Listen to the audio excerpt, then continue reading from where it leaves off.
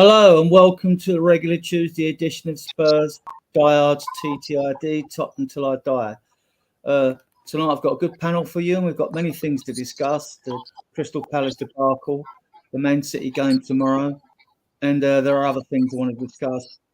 What has actually gone wrong, and I have a theory as to what is wrong actually. So with our away performances. So, without further ado, I will introduce to our panel. We'll start with Phil. How are you, Phil? Yeah, not bad. A little bit from the result, obviously, the weekend. But we've got a quick turnaround. We've got City coming up tomorrow. So, I just want to see a reaction from players, to be honest with you, tomorrow. And that's where I'm at. But yeah, all's good. Yeah. Johnny, another regular guest. How are you? Yeah, I'm sweet as that, Adrian. Sweet as that. Just fuming still over the Palace game, bro. Yeah, I think everyone is. Mark, how are you? Yeah, the same. Disillusioned. Okay, just want to check comments. Yeah, it's only Graham. Graham's in here at the minute. Do you want me to do it? Graham's here. Hi, Graham. Welcome, mate. We've got 8 of you watching at the moment. I'm sure more will come. Right, if this is the right banner, I think. Right, tomorrow, Carabao Cup, Spurs versus Man City, Wednesday, 30th of October, kickoff 2015 UK GMT. I'm going to the game. I don't know if any other guys are. First meeting since losing the 221 final. That's in this competition. Spurs won the 3 previous meetings, which might surprise some of you listening in. In 1992, we beat them 1-0. In 2003, we beat City 3-1, and in 2007, we beat them 2-0, which sort of goes with our hoodoo over Man City, doesn't it really? Because out of the 3 teams we've beaten the most since the Premier League was inaugurated in 1992, Everton are top with 31. We got 31 wins against them. Man City is second with 28, believe it or not, and then West Ham on 27. So it's a few facts for you. I like to bring you facts. Right, so let's go back to this. And, tonight's games, of course, in the Carabao Cup. There's 2 tonight, Southampton versus Stoke, Brentford versus Sheffield Wednesday. And then tomorrow, we have Brighton versus Liverpool, Preston North End versus them lot down the road, Man United versus Leicester, Newcastle, Chelsea, and Villa versus Palace.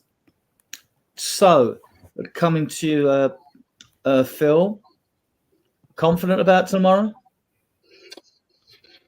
I wouldn't say I'm confident,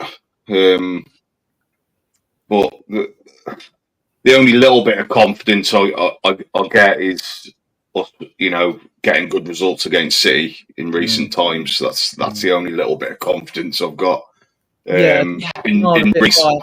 lost the last 2 games. They actually scored their first goal at the stadium, didn't they? They won a league game, which enabled them to win the league and beat Arsenal. So I don't think their fans were too upset about that. Yeah, didn't they? Knocked us out of the cup as well. Yeah, I mean, in the last 10 probably meetings with City, I think we've won a little bit from what they beat us.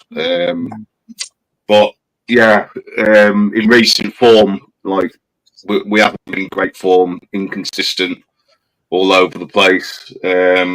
So I'm not getting confidence from our performances, but it all depends on what kind of a lineup City put out tomorrow as well. They have got a small squad, so they can't really change much about. To be honest, they haven't got like a 28-man squad they can choose from. So I don't see a lot of changes, but we just need to go out there and put performance in tomorrow. Albeit the result. I want to see a performance tomorrow from minute 1. I want to see a performance in the first half and then drop off in the second. I want a full 90-minute performance. There's no excuses tomorrow. So yeah, that's where I'm at with it. Yeah. Johnny, how are you feeling going to this? On the back of the fact that we have got such a good record against them, does that give you more confidence? The fact that we've beaten them 3 times previous in the Carabao Cup and we've got a good record. Yeah, does that get into the fans' psyche a bit? You think, give them, if not confidence, hope? I'm putting a Palace game behind me, going into that one, and thinking to myself, they've had we're going to smash the fuck out of them. You know what I mean? I hope. Yeah. You know what I mean? We've got to field our strongest team, haven't we? Just to get a bit of confidence back in ourselves. I can't. No, do stats. Oh, sorry, carry on, Johnny. I want you to finish first. God, I just can't see if he makes the shit substitutions again at half time. Well, that's going to kill it for me. Mark, how are you feeling? And to add something to it, Decky loves a goal against Man City, doesn't he, as well? Like, go on, Mark. Yeah. You can have a bet. Have it on Decky, I'm telling you now. Yeah. Well, Sonny always used to as well, didn't he? But unfortunately, he's not playing.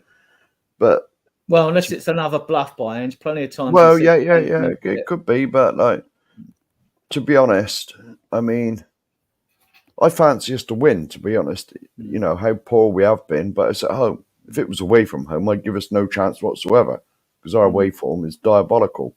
But like, seems as at home, and we're a bit of that bogey side, or we have been. You know, I mean, plus it's a cup game, and I mean, to be honest, I'd sooner take this one the most serious and like stuff the league. To be honest, as long as we don't get relegated, I don't care where we finish in the league. And it's like there's a different psyche behind one-off games, isn't there? Because it can be blood and thunder. I mean, in all fairness, barring if it hadn't been for the loss at Palace and Brighton, if we'd been playing Man City and we lost, fans would think, well, you know, we know they're such a good side, it doesn't matter. But the problem is now, after 2 away defeats, and we will go into them because I have some theories on this. After 2 away defeats, the players need to get off their butts and turn this around. Oh, massively. I mean, at the end of the Palace game, I saw the away fans giving loads of shit to the players. Loads of shit to them. You know, Maddison was standing there like, you know what I mean? They all knew at the end of that game that they put a shitter in, basically. And at the end of the day, the fans deserve a reaction from the players and the manager as well tomorrow night. It has to be a good performance tomorrow. There has to be a reaction. That Palace game, it was like they cracked up, wasn't it? Their mentality was just gone. Yeah. Adversity again, though, Johnny. Like we're under the cosh just a little bit, and we can't deal with adversity, man. It's the mentality of the players. Yeah. You know, it's seeping through. It's seeping through, like, and it's it's been like that for years, though. It's been like that for years. The only time that we sort of had a backbone in the squad was with Poch and them players. Do you know what I mean? In that midfield and Bailey and players like that. That's the only time we had a backbone in the team. I don't see one in the team in recent times. I don't see any leaders in the team. That's gone spineless. But that can be changed, like. That's a good point. We should introduce a rule that if they lose an away game, they walk home. Well, Newcastle away would be. You guys know everyone on every podcast I've been on, they know my feelings on leaders. I mean, I don't believe them because, I mean, to me, if you can't motivate yourself to pay for my club on that football pitch, get out of my club. Simple. Just get out. Yeah. I don't want you. You know, because everyone says, because saying we need leaders is like we're going to bring someone who's going to fix it. Hang about. How about the players fix themselves? Yeah. How about you put in a shift? You paid £100,000 a week, most of you, right? Don't come out and we're sick of hearing excuses after games about why it didn't happen. Oh, and we're sorry, yeah? No, redemption is turning it around and winning games. Sorry doesn't mean jack. Adrian, right, I 100% agree with you in that. The players need to take responsibility for themselves, right? But you still have to have, an experienced player that's been there, done it, that has respect from the players, right? Like a Roy Keane, like a Patrick Vieira, that type of. You don't really have them nowadays, but they're hard to find. But that's the type of player we need in this team, so that he can look up to, and we don't have any of them players. Well, I think Decky leads by example by the effort he puts in, but I would agree with you in the case that as the defence is very important, and Romero's the experienced player, has won 3 major competitions, he should be marshalling that defence whenever there's a free kick corner against us. Because even when we play lesser teams, what do? All right, they don't have many attacks for the game, but what do? Whenever they get a free kick, a corner, they pull everyone forward, don't they?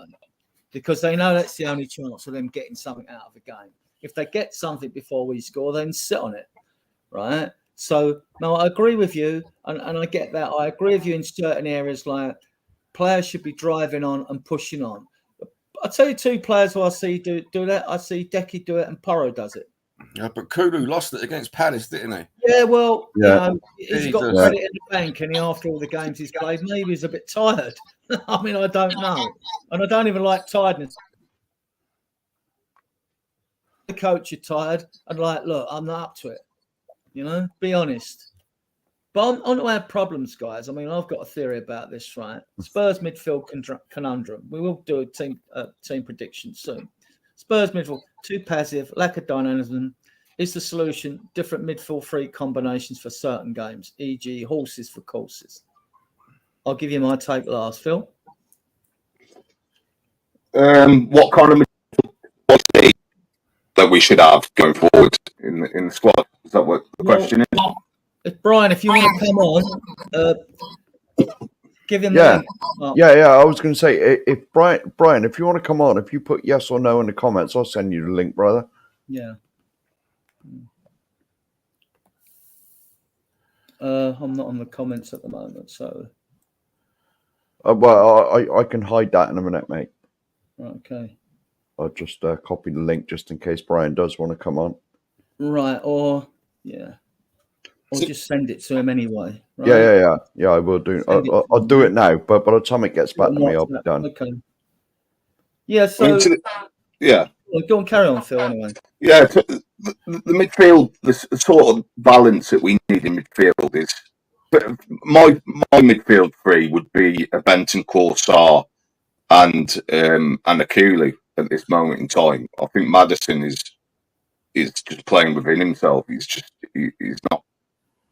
not in form at the moment. Kulu is the first name on the team sheet because he's the one who drives us forward. He's the one that holds up the play, brings others into play. He's the one in form. But you have to have Sarr in there for me for his energy, to break up play, and he can drive the ball forward as well. We just need to find that balance, and I think Benton, Corsar, and Kulu is that balance in midfield. I just think anything but that is not a balance for me. I'll swap Sarr for Bergvall. They're different types of players, though, Johnny. But okay, fine. Yeah. Yeah, I think Bergvall, is obviously. I think he should play tomorrow. In my eyes, I think he deserves a bit. Definitely, he deserves a chance in the team. My lineup, Phil, but we'll come to that later.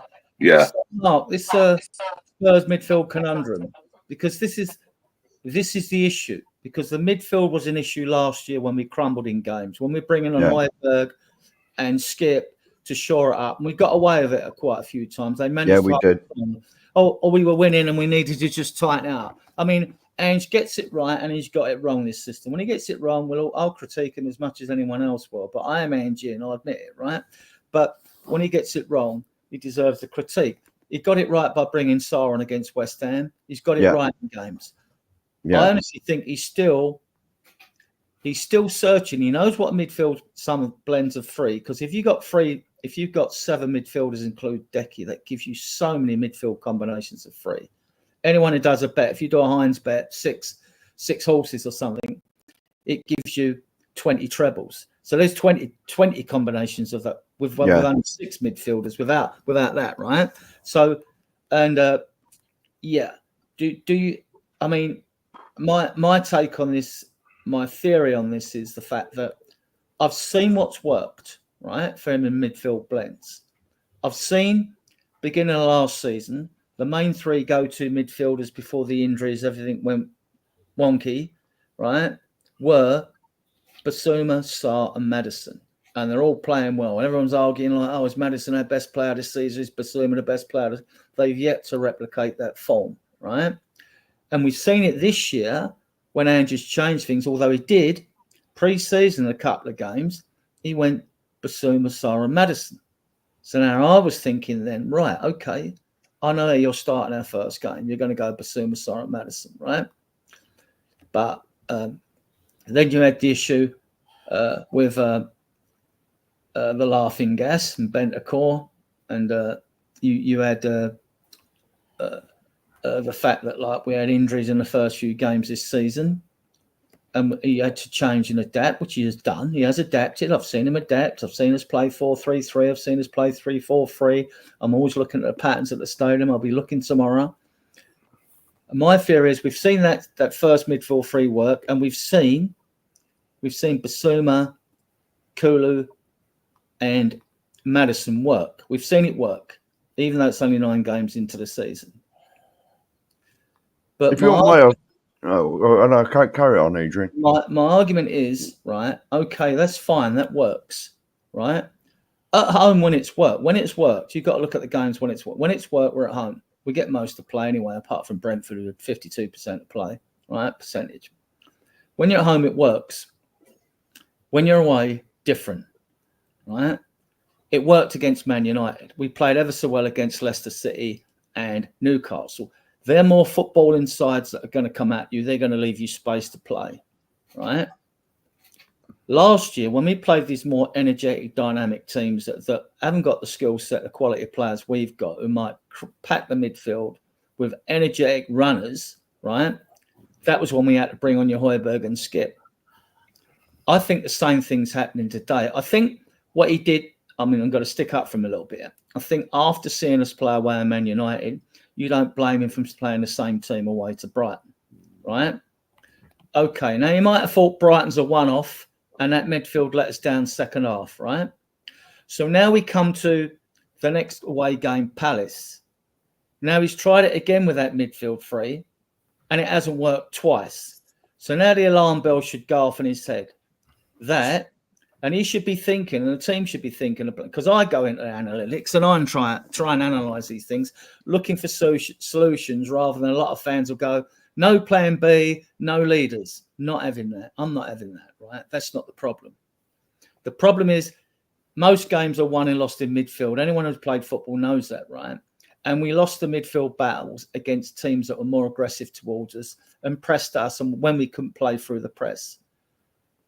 So the solution, I believe, to this is when you're playing away against certain teams and you know their style, different against someone like Forest away because you know they're going to sit back on the break, even at home against us. You can go with Maddison, Kulusevski and Basuma. But I don't believe you can't do that against all teams that play differently, that don't do that. Those that are going to come, because when we get overrun. So that's when Ange should know the teams that he should change it with, right? And he should know then, like, okay, I need a bit better. I've got to go with two. I'm going to call them holding midfield players because I'm old school, right? I should go away. When we're away from home, we should go with 2 holding midfield players and say Maddison being the creative influence up front or Decky being the creative midfielder up front, unless you're going to play him as a 6 hybrid 8, or Bergvall being the creative midfielder up front. Because, and then this should not happen, because it shouldn't happen. If it happens once, fair enough, he's tried it, we were winning games. Happens twice, fine. We don't want to see this sort of thing happen again. If you lose because the other team is better on than you, but you put the shift in, that's not an issue with me, right? I don't think it is with most fans. Like, what do you think on my theory, Phil? Do you think it's all right or rubbish?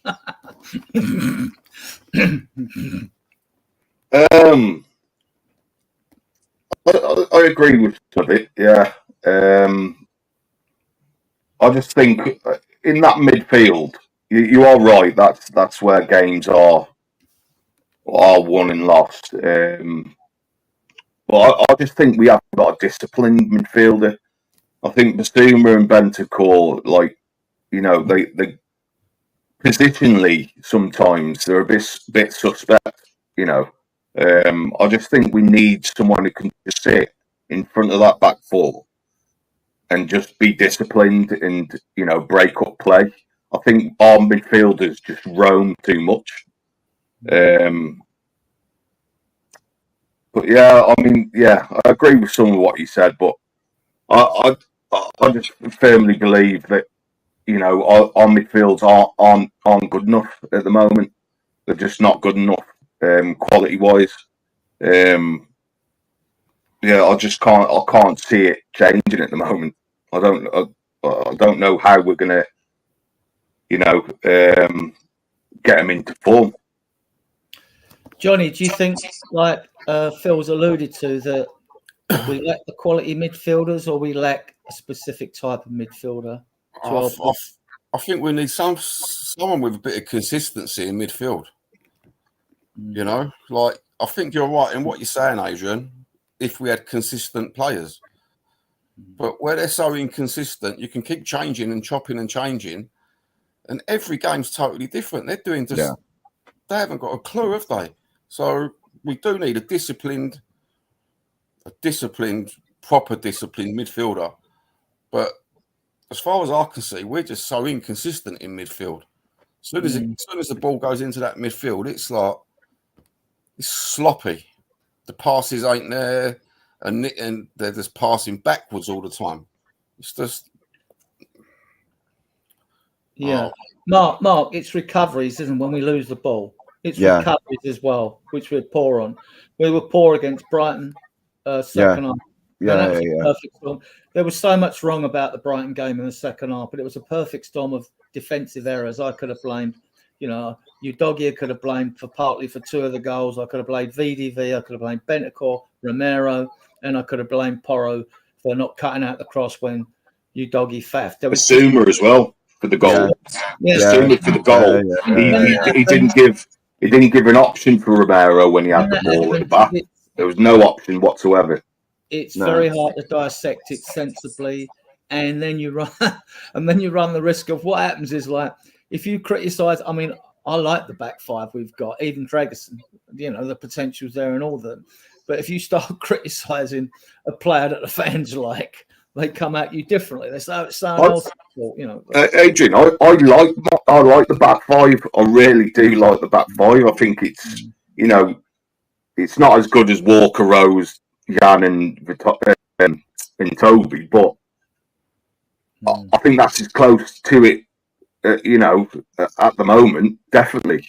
But I don't think we get the best use out of them. No, you know, in the system that we play, I just think I think they could be playing a lot better. Yeah, if they were, you know, in a different system. I don't know. Put it this way, right? I've been saying it for ages and ages. When Conte was here, all right, nobody liked his style of football.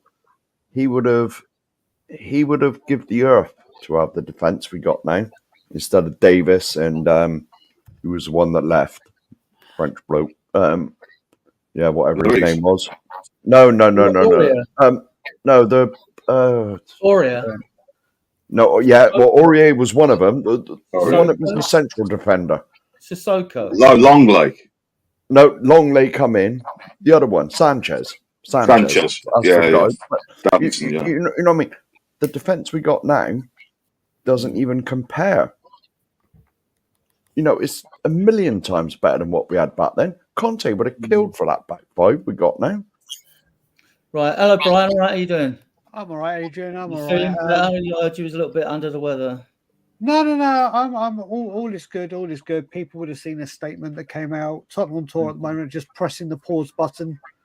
Lots of things going on, and something with me I'm not really going into. And it was just time to press the pause button for a bit. You got to step away sometimes. Yeah, you have to. Yeah, it was just press the pause button. But I said as well, I'll still be going on shows. I'll still be on We Are Tottenham TV, and of course, channels that are very dear to my heart and friends of mine. I'll always make time for them, even when we were going. And then my dear friend, the Sheriff, sent me the link, and I thought, you know what? Let's come spend some time with you guys. You're more than welcome. I am. Yeah.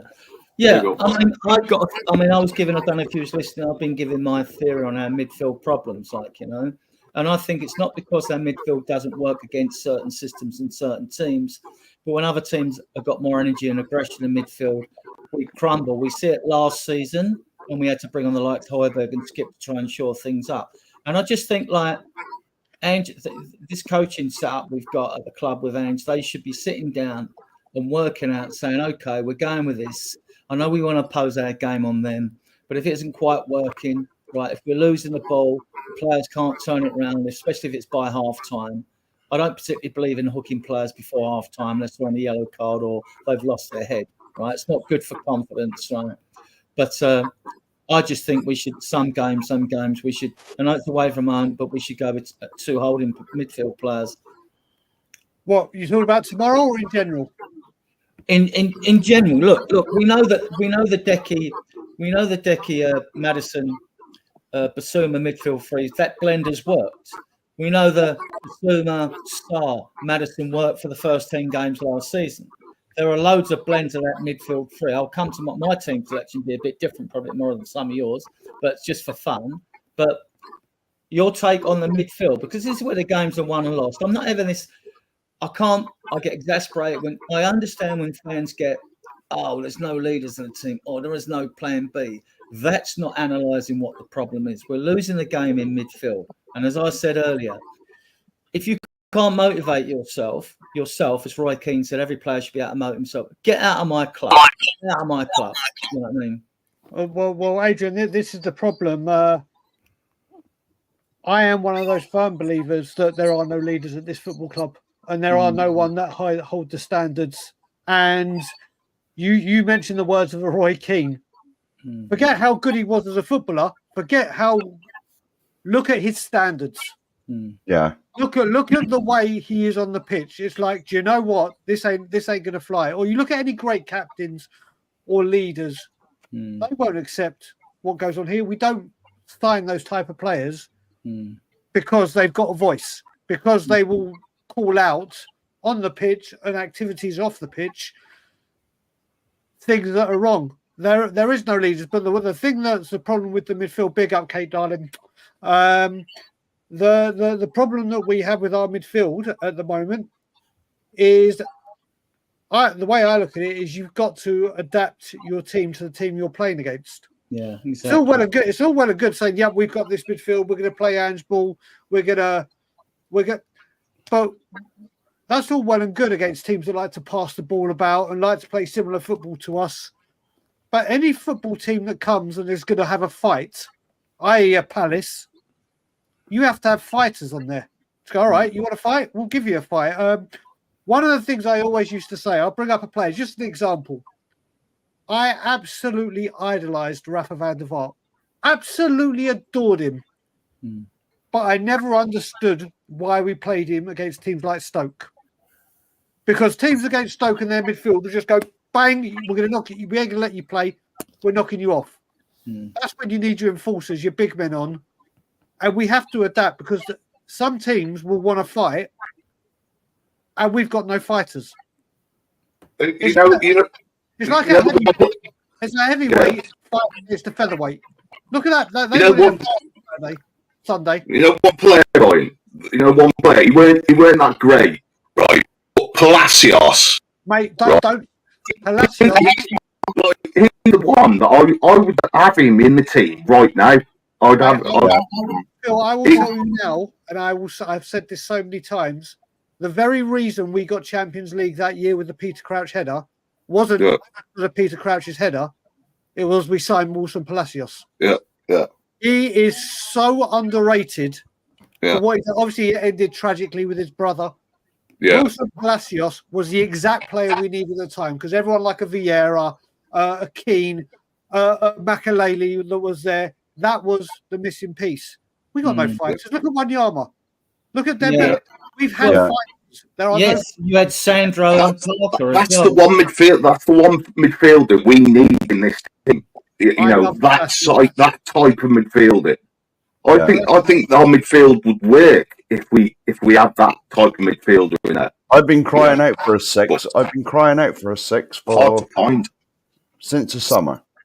Since the summer, I've been going on about we ain't got a 6. We're too open at the back.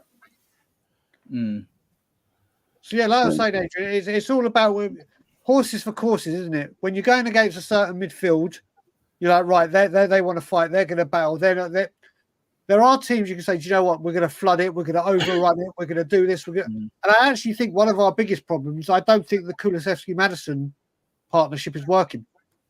Okay.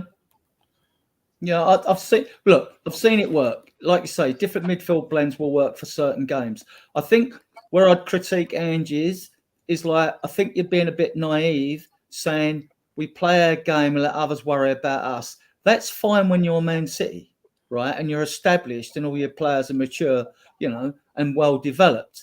When your squad is still developing, that's not fine, because we've got too many players developing, and we've seen mistakes creep into the youngsters.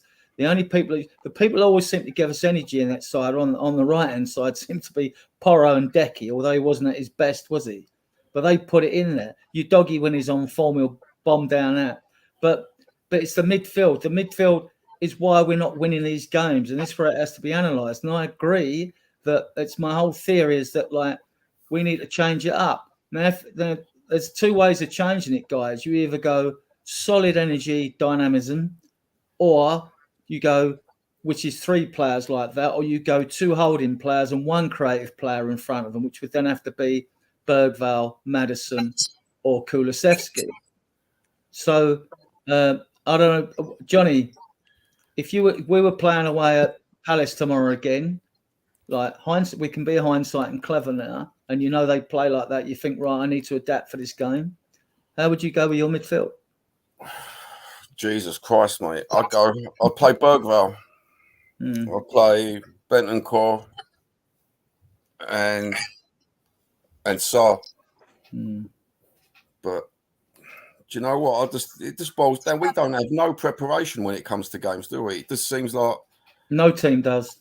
One game every 3 days. It's like he sorts his rotation out, and that's it. But I'd like to see preparation, a lot more preparation for games. He's piss poor preparation, isn't it? And adapting as well. Adaptation as well. You don't adapt ever. We don't adapt, and you've got to adapt to overcome, haven't you? Oh, I disagree with the adaptation. I've seen loads of adapting. I've seen tweaks and all that. I mean, like last. Yeah, he tweaks, but he don't adapt. Well, you don't see 2 on the back line no more. You see 4 or 3. It's either 3-4, 3-4, 3-3. Yeah? I think he has adapted. More than one game that that Kulus's playing further forward than Maddison. Madison's playing more central and whatever. And that's been in more than one game. So that's an adaptation. He's line, isn't he? I think he has adapted, right? But it hasn't been effective when he's tried to adapt. Do you know what I mean? That's the problem. He's tried to make changes, within the system and things like that. But has it been effective when he's done it? That's questionable. Well, the problem is he adapted first game.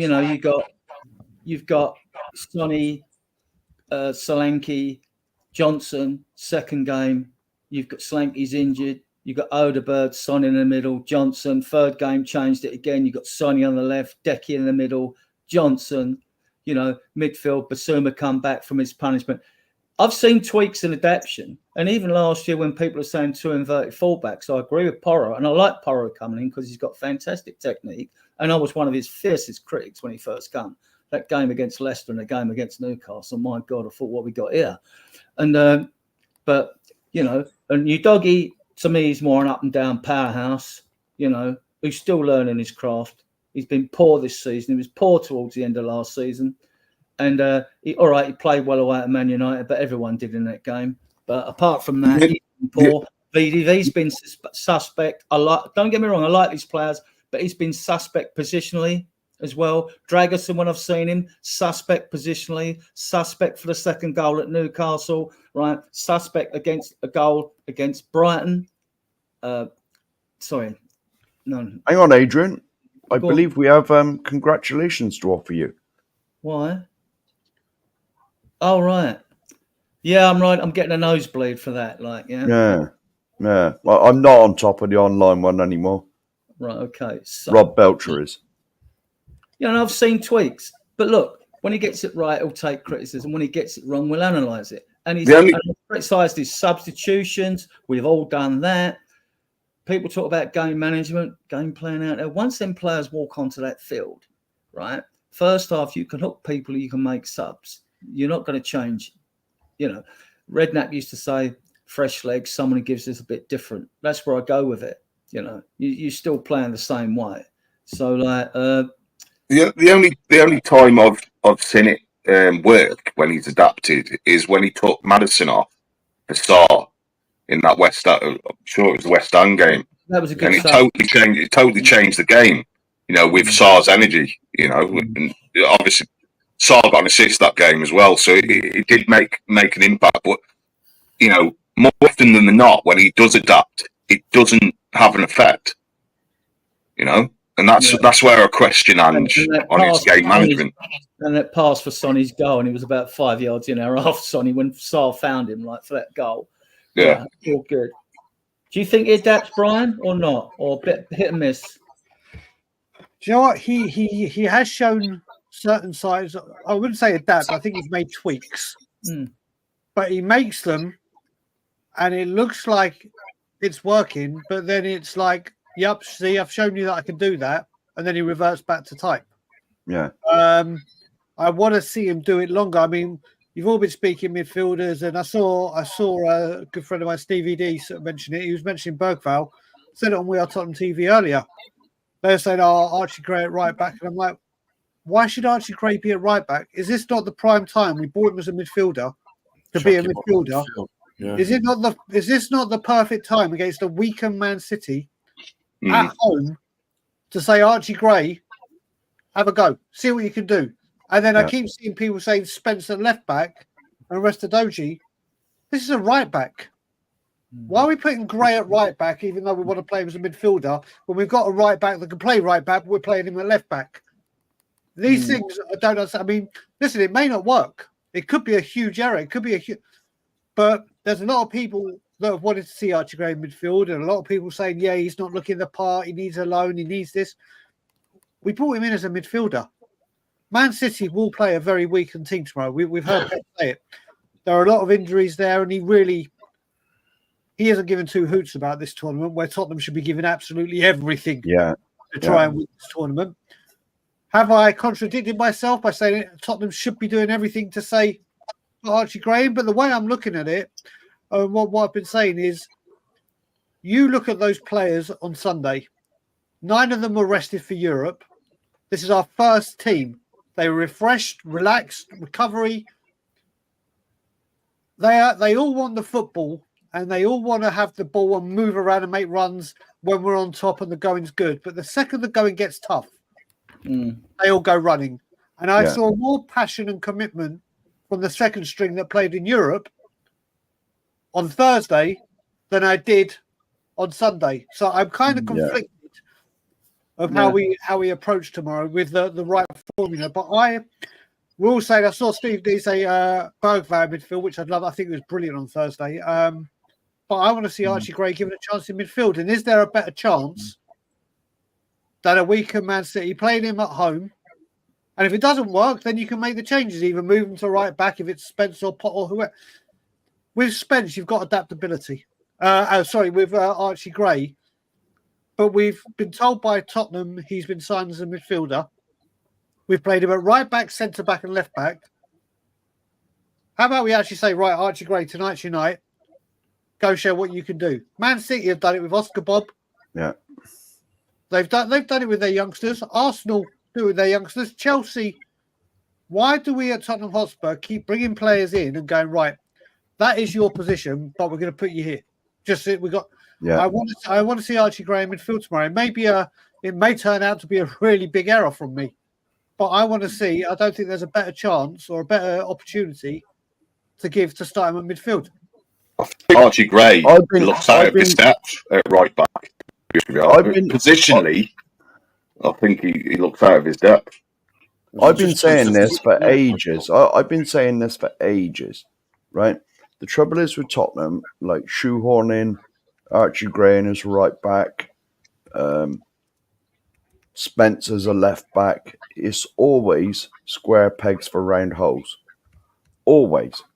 It just seems we just sort of shoehorn these players in and hope that they're going to work. I mean, it's like Brian said.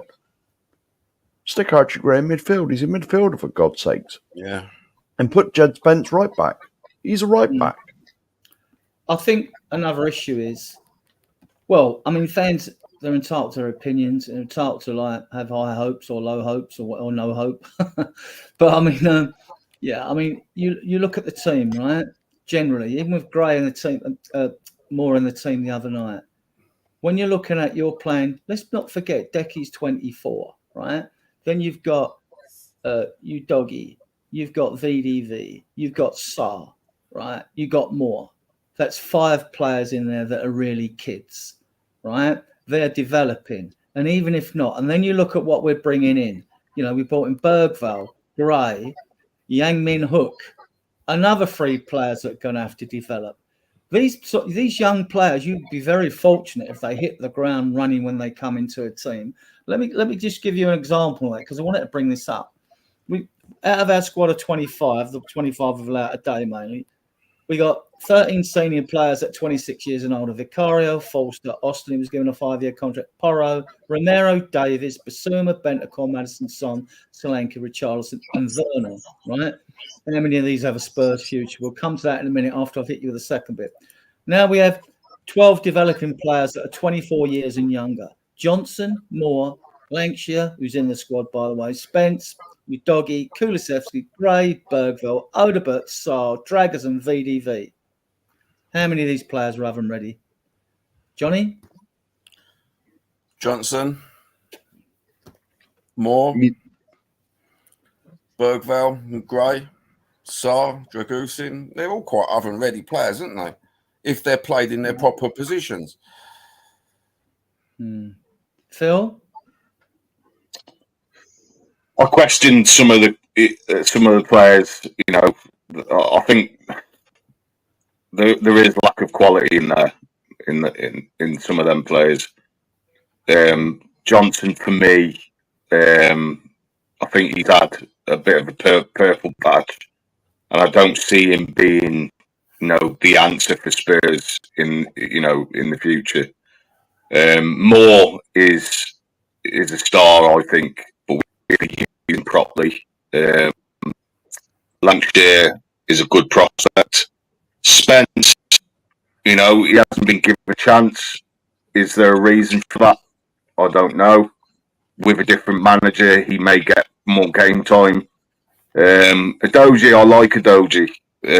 I just don't think he's played as a fullback. I think you should play him as a wing back. He is a wing back. He is a wing back. Yeah, I think Kulusevski is an established, player. Gray and Bergvall, I think they will come good for us if they get the chance. Odebert, we haven't seen much of. Saar, Dragusin and VDV, I think they are, good players for us in the future as well.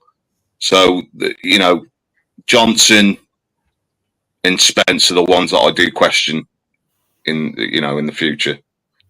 Brian, what's your take on our young? You look, it's like Kate just said. Moore and Lancashire are still developing. They are completely still developing, and it's quite upset to see Mikey Moore thrusted upon that Crystal Palace team after 90 minutes in the Europa League. I'm more disgusted with how the players didn't look after him and put in a performance like that when the world was looking at the Premier League eyes were on him. He had no support, no nothing, and the whole performance reflected it. You look at that lineup that you said. Listen, people know I'm a huge fan of Brennan Johnson. I've always defended Brennan. I'll continue to defend Brennan. Let's go for it. Johnson, I think is ready. More Lancashire, forget it. Spence, we've seen how good his performances have been coming. Let's not forget he changed the game at Coventry. If it hadn't been for him, we might not be talking about playing Man City tomorrow. He just hasn't been given a chance. Destiny obviously will come good. Kulusevski has already, he's more than oven ready. Gray will become good. Bergvall will become good. Odegaard makes it. You look at it. We're a lot of fans were going mad that don't sign Neto because of injuries. So we've got to pluck this guy from Burnley who could become good. And look what's happened. He's had a few months at Tottenham and the injury jinx has severely hit him. Sarah's developed. Dragusin, another one that hasn't had the game time. Van der Ven, I can't believe he's even in this. He is 100% oven ready, as you said. There's just, you know what, there's just so much pressure on these kids to develop and be ready quicker because this is the path we've gone down. That these youth products in a couple of years they'll come good, and then the next crop in a couple of years they'll come good. Yeah, rather than getting the players in around them to be there. So that, I do think a lot of them will come good, but what we've done at Tottenham Hotspur, you look at it, I've always said it, when you buy some lumps of coal, and let's face it, a lot of them are lumps of coal, you hope that they turn into the diamonds. And when other clubs bring in their lumps of coal, they litter them around diamonds. Already, so they go, in you come, we've got your back, we'll support you, we'll help you get through, we'll see you through games, we'll pass down our knowledge and experience to you. Whereas at us, it's like, yeah, just play. And hopefully you'll come good and you're going to have to learn because everyone around you is so young. We're going to have to hope you turn from that caterpillar to a butterfly all together at the same time with no real, right, guys, I'm here to follow you. I'm here to lead you. I'm here to help you. And we've got to try and do that. We need some diamonds to help them develop better. I mean, what diamonds have we got in the squad that can help these young players through? I mean, you know, who are they learning off? That's what I question. I mean, so more can learn off Sonny. Yeah, I think he can learn certain aspects of his game, but you know, I'm struggling to find anyone else that they can learn off. You know, well, just on that bit, Phil. I mean, certainly not Werner. Let's hope not Werner.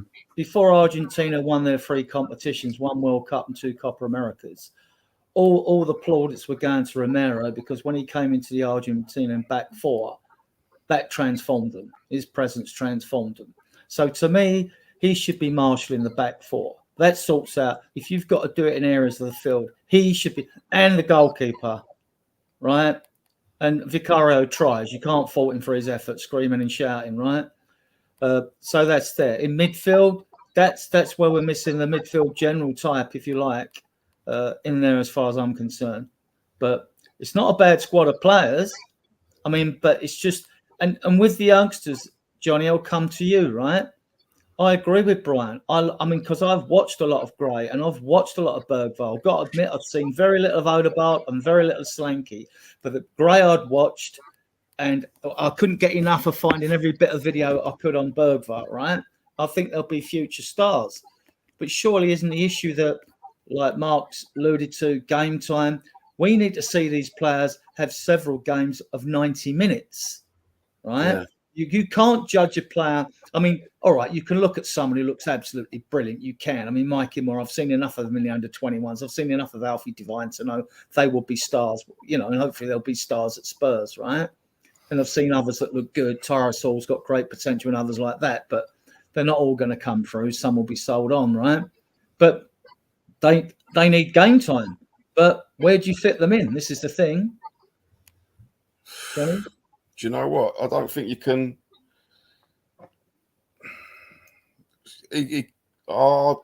I'm so fuming over his squad selections and his preparation that he could fit them in at certain times of the games when we've been playing in certain games, like the last 10 minutes when we're winning up and stuff like that, or 20 minutes. He just don't seem to do nothing, does he? Well, he has made subs at half-time. He hooked Maddison, which I thought was the right thing to do when he brought Sarr on. So one game, though. That's one game. Exactly, Adrian. You can't use that because I can honestly say the reason I say you can't use it. I don't mean you. I mean in general. If you can find me a Spurs fan anywhere across the world, the halftime at Palace didn't think right. A halftime sub is needed, and a halftime sub needs to be made to change that because that was an absolute disgrace. I agree. Do you know what? I'm so confused. I'm so confused at why he put Werner on. I'm just that is this thing. It's just confused me what he's doing with his squad. Well, I think it just shows the crosses. That's the holes in the squad. Good crosses. We've been exposed this season. It shows in holes in the squad. I was screaming for Eze and a left back, right? We all wanted Eze, right? But I was screaming for a left back. And that's come back to haunt us because Doggy's not been at his best. And he needs competition for his place to keep him on his toes, right? We ain't got it. We know we need a left centre-back. If one of the three youngsters, either Phillips, Dorrington or Vaskovic, don't come in, but they're still very young, they could still all go out on loan, right? And we know we need that. So there's holes that haven't been filled, you know. We know at the beginning for the midfield solution. I mean, we know. Who was the first player that Ange wanted in a transfer window? Conor bloody Gallagher, right? And the room was he wants a centre forward and a winger. Well, he got his centre forward and his injured winger. Probably not his first choice winger. Probably was Neto, right? He got the forward he wanted. Fair enough. It suits the system. What we've seen, he does suit the system. But there's holes in the squad and a couple of injuries, and we're papering over cracks. I mean, the thing is, Adrian, right? You say the holes have been filled, but they've been filled with youngsters who've got no experience. I was going on about this all through the transfer window on this channel. We need experience. And they've got no one to lean on either when the shit goes down. Nobody. You know, I got nothing against Gray and Bergvall. Nothing against them. I'm sure they're going to be fantastic in 2, 3, 4 years. But it's what goes on in the 2, 3, 4 years when they're building up to be fantastic. You know, we've got nobody there that can guide them. It's like Brian was on about with, like, when you've got your lumps of coal, you put them in amongst the diamonds to lead them. You know, that's a perfect analogy. That is, you need diamonds around these youngsters. You need experience, so these youngsters can be brought up to. Yeah. You know? Basically carry them through games. Yeah. You know. Brian, swing your axe with this group. These are the senior players. I think it might be 27 and older. I'm not quite sure when I was going through all the lists. But how many of these have a Spurs future? We've got Vicario. Oh, here we go. Polster, Austin, Porro, Romero, Davis, Basuma, Bentancur, Madison, Son, Solanke, this is going to be fun. Right, let's do it. So Vicario, I think has got a future, but I've said this on my channel and for years, and I've said it on many other channels as well. Spurs, since Hugo Lloris was signed at Tottenham, not one second goalkeeper has come in to challenge for the number one spot. Not one. They've all been, you're injured, if you're suspended, if it's a Carabao Cup, and we need to rest him, you're in. There's not one. I would look at Liverpool. They have the best keeper in the world, and their number two, Kelleher, I'd take at Spurs in a heartbeat. Quality. We keep Vicario. If it's Vicario, look at you've got there, Fraser Forster. Not good enough. Austin, untested. There is not a keeper that comes and says, right, do you know what, Vicario? I'm not just here to let you sit down and I'll take over when you need a rest. I'm coming for your jersey. I am coming for your jersey, and the heat is on. So, Vicario, I do. Where's the list? We'll go through this. Quick. Sorry. That was me. Mark. Vicario, future. Forster, goodbye. Austin, who knows? Porro, I pray to God has a Spurs future, but I'm really concerned that Spencer signed his contract because we know we're about to lose. I in my head, the calculations are stacking up that we're about to lose Porro. In my head, no, that's the same as me, mate. And it would be, and how ironic would it be that we signed 5 right backs to get to Porro, and the third one was Spence, and he could become our number one right back after the fifth choice Walker replacement. So it's just because Can't make it up. we don't need to buy right backs, so we got him and Gray. I know how this man at the top works, so I pray Porro stays. I love him. I don't think you. I think he loves it. I think he loves the club. I think. Right. There's no, with me, as a Spanish guy. Yeah. Well, I don't get concerned with all this BS rumours in the media about our players going until the rumours, Adrian. I know. No. It works. So what I'm saying is, and you can carry on your list, is like with the Porros we're on in, right? Is the fact that we only got him in the other January. He must have at least 4.5 years left on his contract. If anyone's going to come and deal with it, get our players. Now, Romero, he's down to 2 in the summer. He's the only one at risk, right, of running a contract down from 2. If he doesn't sign a new contract, then you sell him. Quite simple. You sell him. You look at it as well, Adrian. The other way you look at it is with Porro, if the pound signs come call him, someone will sell him. And we know who I'm talking about. And then we'll go, we don't need to get a right back. We don't need to because we've got I know how this man works. So that's my fear. Romero, right now, I couldn't really care. Like Kate said earlier, you mentioned earlier about him being Argentina. Yeah, he's coming to Argentina.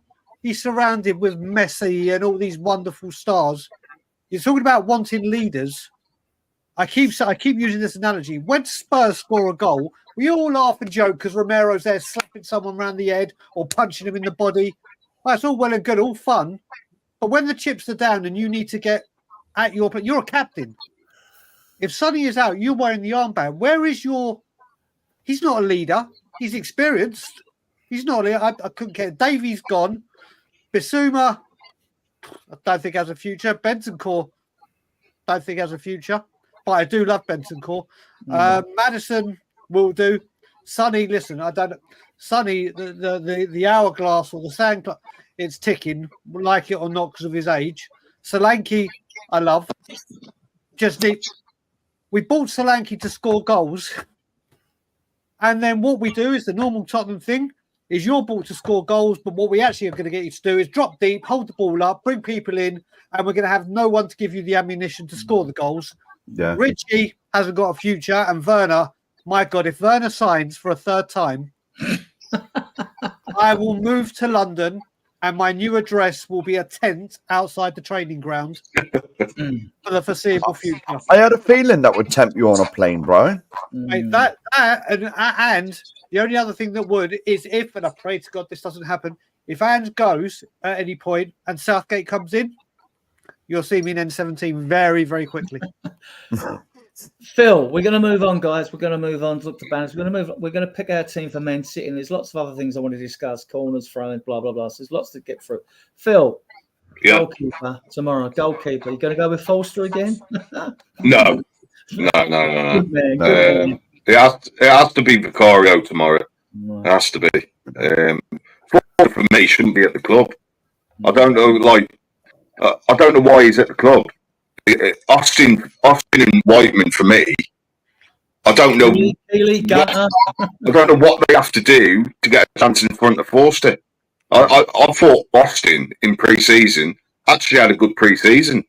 You know, I thought he would be the number 2, but getting Forster on another contract is baffling to me. But yeah, in regards to the goalkeeper tomorrow, it's got to be Vicario. Johnny? Yeah, Vicario. Definitely Vicario. Someone that's got a bit of strength and a bit of shouting about him. Mark, who are you picking for left back? Left back now? Yeah. Left back. You're going to go for Vicario, so with Brian, we all will, right? So yeah. Well, we've only got one, and that's your doggy. You know, I mean, especially against Man City, you can't be chucking Jed Spence in there because he's not a left back. You know, you want someone who was but even then, your doggy's not been brilliant, has he? You know, he's been found wanting a few times in the games. So, to be honest, I'd phone Chris Hughton and bring him back. Brian, you doggy for you? Nope. My Okay. lineup's going to surprise a few people. My left back, Vicky Well, Van der Ven. Okay. All right. Vicky Van der Ven. It's a call, isn't it? Phil? I thought I was going to pick Van der Ven. Okay. Johnny? Bingo buddies think alike, brother. Johnny, are you going for Van der Ven? You doggy? I'll rip you doggy and Van der Ven, Dan. Okay. Either one, you know. I'm going you doggy. He's got to play his way into form. I just think he's the only option we really got there, and it's a very, because even Mickey said when he played on that side before, he said, and we know he got a couple of glorious goals last season. He said he's never had to work. He said it was so hard because of that much. He's very good with his short bursts, but he said he found it very, very draining playing in that position. Brian, then, who's your left centre back then? Well, it depends which way you want to do it. I'll give you my defensive pairing to make it easier. Then it's Radu and Romero. Okay. Phil? Yeah, Radu, Romero. Phillips isn't obviously Phillips isn't here. Dorrington's not here, so yeah, it has to be Radu and Romero. Yeah, it makes sense if VDV's playing at left back. Johnny? Yeah, I've got Dragusin and Romero. Mark? Yeah, it's going to be 2 out of 3, isn't it? It's going to be. There was a bad echo there. Right, well, it's going to be 2 out of Romero, VDV, or Dragusin. So, I mean, I know I said I put you doggy there, so it's going to be VDV and Romero. Brian, okay. Yep. Give us your midfield 3. This should be interesting. Well, first of all, right back, Jed Spence. Oh, sorry. Oh, yeah. Right back, Jed Spence. I don't know if you want to go around everyone else for right back before we go. Jed Spence for me. For me. Yeah. I think he'll play Porro. Oh, yeah. He's going to play, I think. Well, yeah. I think he'll play Porro. I'm not against Spence playing at all. I mean, it's not a question of that. I just think he's going to go as strong as he can. Spence or Porro.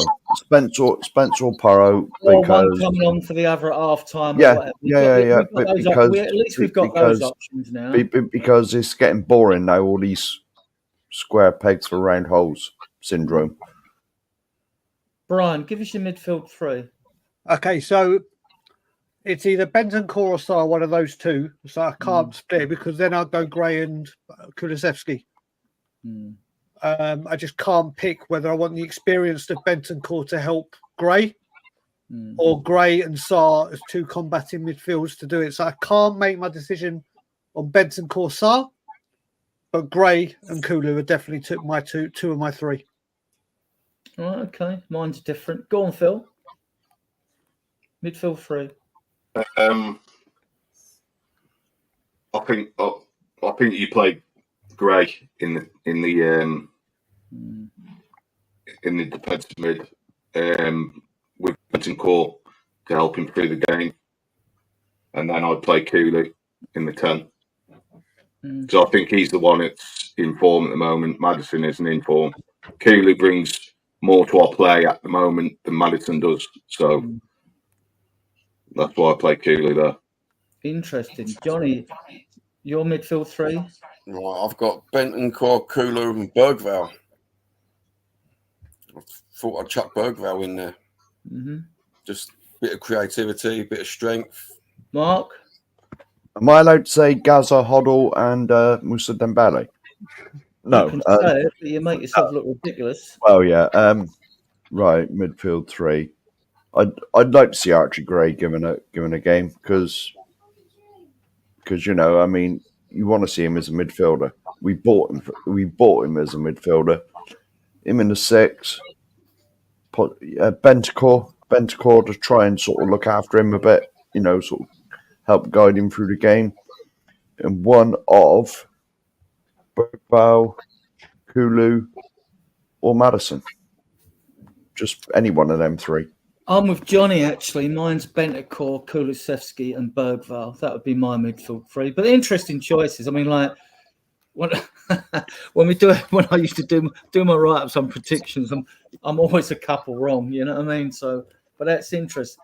Now because we got bone of contention time, Brian. Give us your front three. So I bet it's different than mine. Johnson right, Solanke in the middle, Richarlison on the wing. Interesting. Phil? Richarlison left, Solanke up top, Mikey Moore on the right. On the right, okay. Ooh. All right. Yours, Johnny? I've got Richarlison, Chuck Solanke in, and I'll put Johnson on as well. Mark? Yeah. It's basically the same two that's already been mentioned, Johnson and Solanke. Now it's a choice out of Richarlison or Mikey Moore. Maybe give them a half each. Yeah. Yeah, I picked the same three. I went Richarlison, Solanke, and Johnson. Having Mikey Moore come off a bit tired, he'll be on the bench. So you know why I say Mikey Moore from the start? Because I think playing at home helps him a lot with the crowd. You know, they'll help him through the game, and I think this is the type of game we should throw him in against the City team. You know, in the cup, I think he could cause them problems. Okay, we've got a team for that, right? There's a few things I want to talk about tactically, right? Now, let's move on to this. Right. Phil, what's your take on our corners and throw-ins? Because I know what mine is. Go on, Karen. The corners, what, as a defensive or attacking? Both.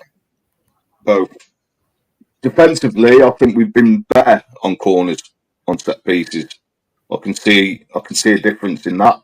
I don't know if they've worked on that in the training ground or what, but I can see definitely difference in that sense. Attacking wise, from corners, I don't see any improvement in that. I can't remember the last time we scored from a corner, to be honest with you. And the throw-ins, I don't really take too much into that, to be honest, with the throw-ins. I mean, you know, for me, you take a quick throw-in and start your play. You know, throw-ins for me aren't that important unless you're a Stoke City. But yeah, in terms of corners on a defensive point of view, I think we've improved a lot. But attacking wise, I can't see any difference. Your take on corners, and do you think throw-ins are not important, Brian? Throw-ins, they can be important. We saw with the whole famous Jose and the ball boy. They can be important, but I don't think you can really. You can practice set piece routines, i.e., corners, free kicks, whatever. You never know where a throw-in is going to be and what kind of setup the team will be when that comes in. So throw-ins, I've never really in my lifetime had a look into and said, yeah, do you know what? Our throw-ins could be better. I think the only way you look at it normally is if you've got a player that's doing like the Rory Delap and long throw-ins, and is it causing an issue? And I can't remember last time we did that. And I'm the same as Phil. When it comes to corners defensively, I think we've made a massive improvement. Massive. Yeah. We've only conceded one goal all season from it. It's just so frustrating that it was against the goddamn filth. Attackingly, the only thing we've improved from Ericsson is it beats the first man, but just it beats every other man as well. I did laugh when we played Man United, and when he took corners against us, he was still hitting the first man. Well, do you know what? I will say, Man U and Carabao are the last time we scored from set. Sars scored from a corner, and then obviously Solanke in the 3-0 when he got the flick up Bergvall. Bergvall's delivery is incredible. Incredible from a dead ball. It really, really is. I mean, you look at it, not only was that corner, and we saw in pre-season, but if people remember the first game of the season, Vicario went nuts at Bergvall for that bad pass back. But if people remember, he's had that rollicking from Vicario. But if people remember Richarlison's header right at the end, which he should have scored but sent wide, that was a Bergvall free kick. His delivery is tremendous. We just don't have him on the pitch to do it. Madison's caught. I mean, we signed Madison as a set piece, as a dead ball specialist. They come to Spurs. It's like the dead ball specialist cemetery. Yeah, he's like Ericsson started off fantastic. I mean, I still don't understand. As a captain, and we see Sonny bagging them in all the time for career, I can't remember. I seriously cannot remember if Son has ever taken a direct free kick for us. Ever. I just can't. And he's the captain. But the corners need drastic improvements, offensive, attacking wise. Johnny, who do we have like heading ability? Who do we have in the box that can do that? Solanke. You know, I'm looking at Solanke. Like they bring Romero up, don't they? Yeah, they bring Romero up. Van der Ven ain't great in the air, you know. But I don't see a threat from corners from us, from any player in the team. They're perfect. I can't put the kettle on. As soon as Dragon's good in the air. I'll go and put the kettle on. But the thing is, you look at this is the thing. When you look at it, when I looked at the stats when we signed Solanke last season, he is the striker that scored the most headed goals in the Premier League, more than Haaland, so we bought a striker in that's brilliant in the air, but now we haven't got a person that can give it to him. Yeah, what? Yeah. So it's frustrating. Johnny, it's too deep. It's too deep to not be in the box. That's why. Let me give you a stat. You know, I always bring you stats. Right, Spurs score 1 in every 36 corners. Is this an area for improvement? Yeah, it's pathetic, isn't it? It's like we've got really good on defensive corners, but it's the attacking side. It's just, and he's supposed to be an attacking manager, and it's piss poor. Oh, to be a Spurs fan, Johnny. Oh, to be a Spurs. Yeah. You know what I'm saying, Brian? Right, like and Mark, on our corners. I mean, I'll come with my take on corners and why I'm so frustrated with them. The general faffing about, Mark, as if we don't know what we're doing. There's nothing worked on the training ground. You can see a training ground move, and I'll come to it. Well, no, I'll say it now, right, while I'm here. When you had Sheringham, I can go back to Gilzine. When you had Gilzine, he'd flick them on a near post. You'd have balls kicked in to the corner of the penalty area, where a Sheringham or a Sherwood were running when we beat won the League Cup. We varied the corners. Now, when we get one, I'm thinking, I hope we don't take a short one and faff about, because this is going to end up back at our goalkeeper rather than someone putting the. You've got the corner, get the ball in the box, or try something different. A flick on at the near post, put it to the corner, have someone running and having a shot. Football's so robotic nowadays. It just gets me. Like, it seems to me, it's like you said. Well, I certainly can't remember Gilzine and that, but like, I can remember we did it like for ages. There'd be a corner come in to about sort of the edge of the area, somewhere just outside the penalty box, and someone would volley it in. And that was a routine we had for ages. And no team, well, I'm sure they tried to pick it up, but we'd just change it a little bit, and we'd always score that way.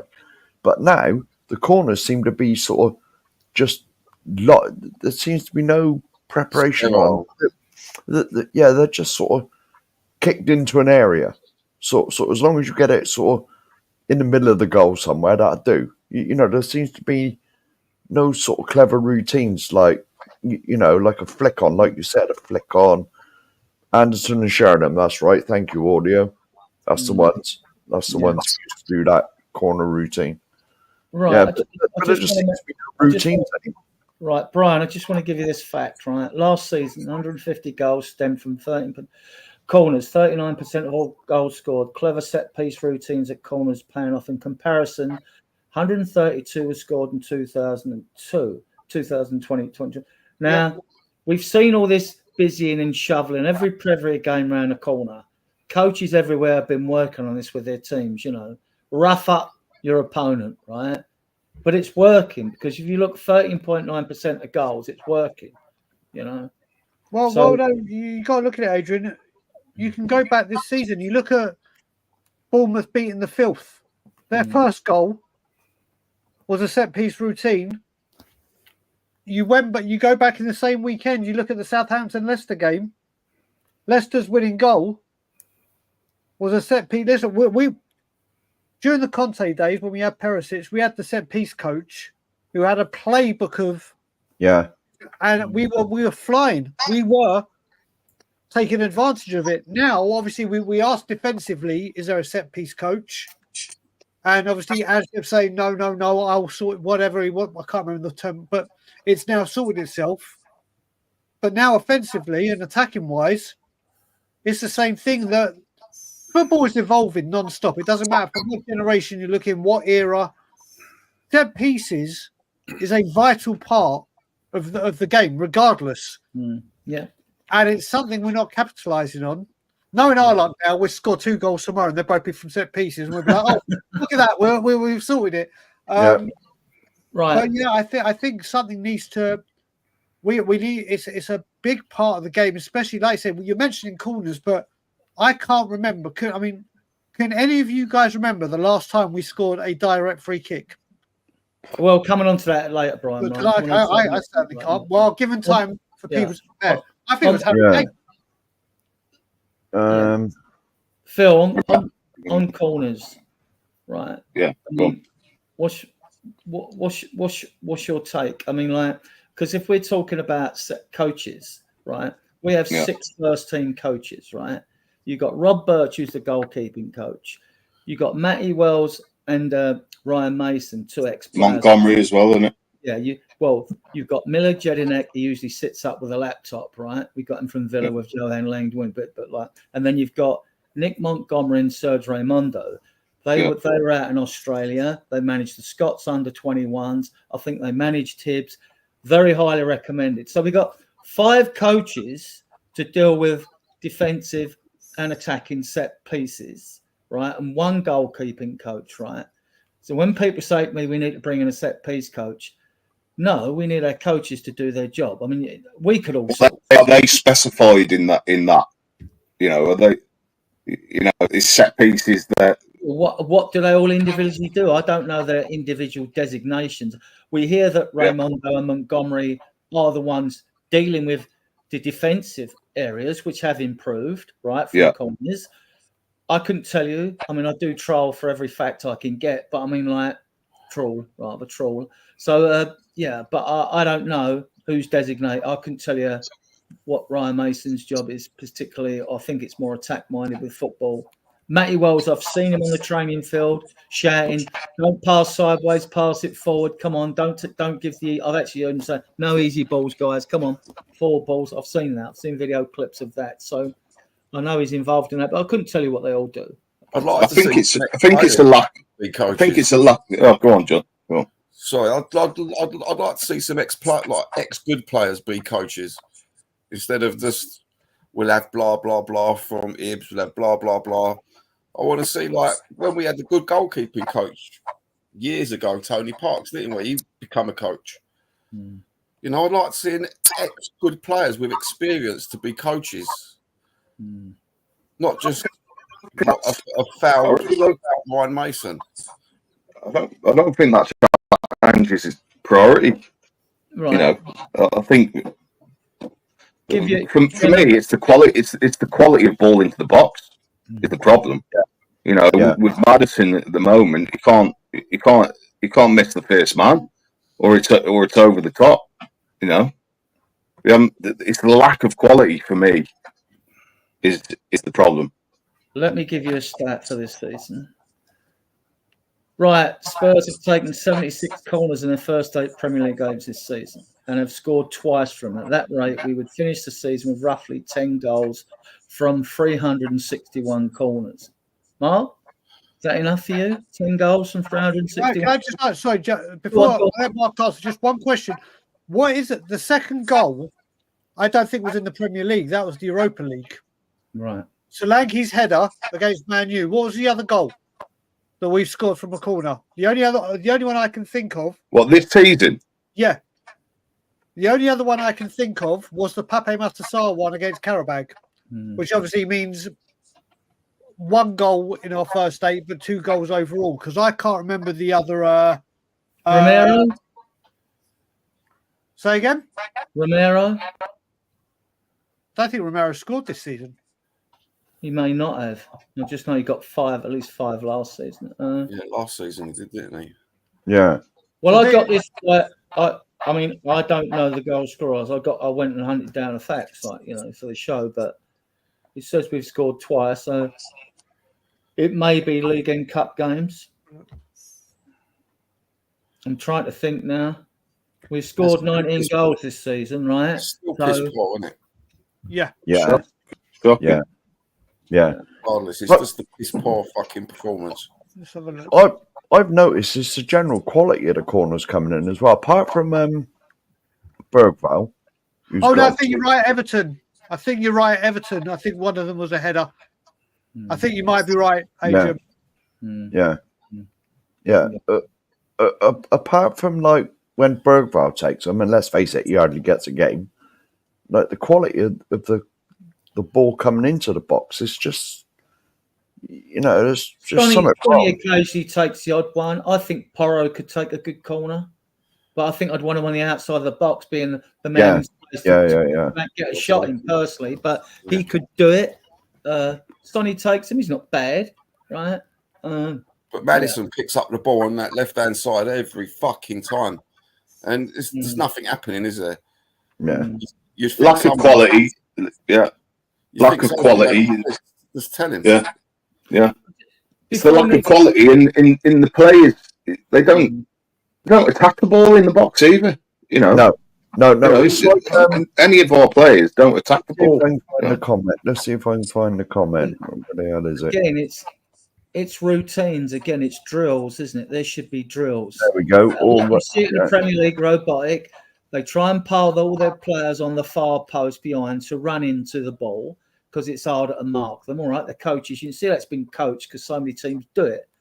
What's wrong with leaving like 1 or 2 in the middle and having everyone else outside the penalty area? And as the ball comes in, have 4 of your players run in. That will cause chaos. I could think of ways of devising like. There you go. Well, this comment is exactly what you're talking about, Adrian. Yeah. Yes, exactly, Nita. Exactly that. Yeah. Just want to regress a little bit on the throwing thing, because I just want to mention something that happened in 1980 when Terry Venables come to Spurs with Crystal Palace, who were going to be Jim Cannon's team in the 80s. They were taking corners, throw-ins rather, and we're going to move on to free kicks soon after this. They were taking throw-ins, and what they were doing was like throwing the ball behind their back foot because you can't be offside. Not seen that. They haven't changed the rule as far as I know. Not seen that.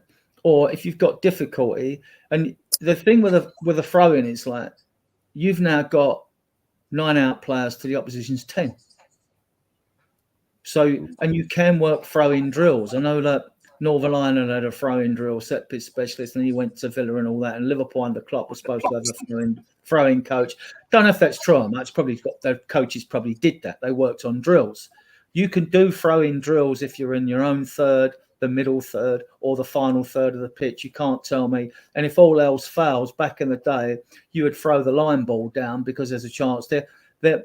It's not exciting. I mean, if you threw the ball down the line, the chance their defender heads it out, and you gradually gain 5 yards by doing that. But I mean, at least it's something.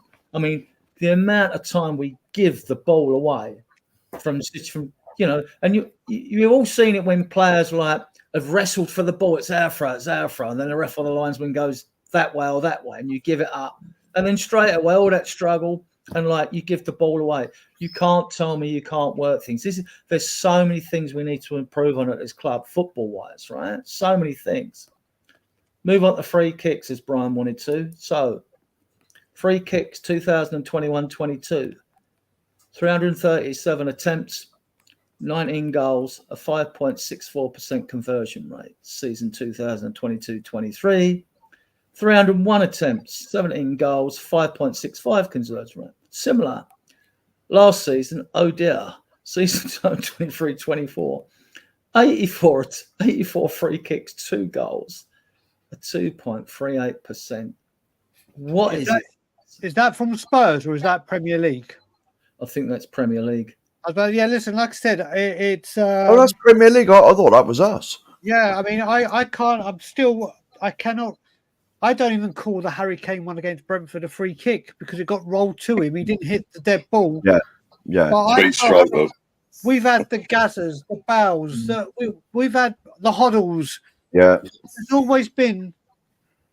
It's not even a.